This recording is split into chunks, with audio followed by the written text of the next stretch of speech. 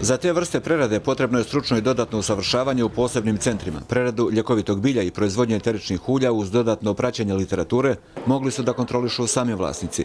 Da bi stigli na evropsko tržište, kažu prerađivači, proizvodnju začina kao veći stepen obrade neće moći sami da vode. Kako se razvija kompanija, ne da nam treba, nego to je nešto bez čega se već pomalo i ne može i neće moći.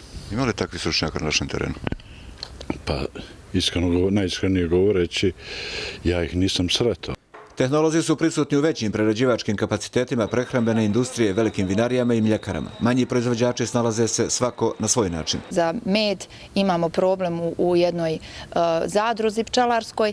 Nemaju tehnologa koji bi pratio proizvodnju meda. Znači, treba nam specifičan kadar koji će pratiti proizvodnju i unapređivati.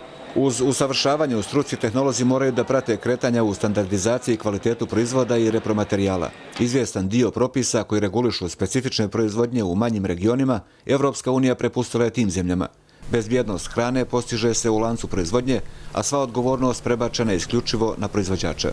Nove inovacije iz raznih oblasti, da li Trebnje kao i Hercegovina poznato po svojim brendovima, u tehnologiji vina, u aromatičnom bilju, u proizvodnji meda i tako dalje. Znači sve su to neki trendovi koje moraju pratiti. Također web portali i neke te inovacije koje nosi savremeno doba. Trebalo bi jedan određen broj ljudi poslati vani na praksu.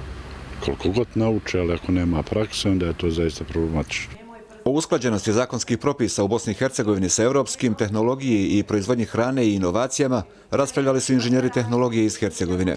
Stručnu podršku pružili su Agencija za bezbjednost hrane BiH i USAID-ov projekat Farma.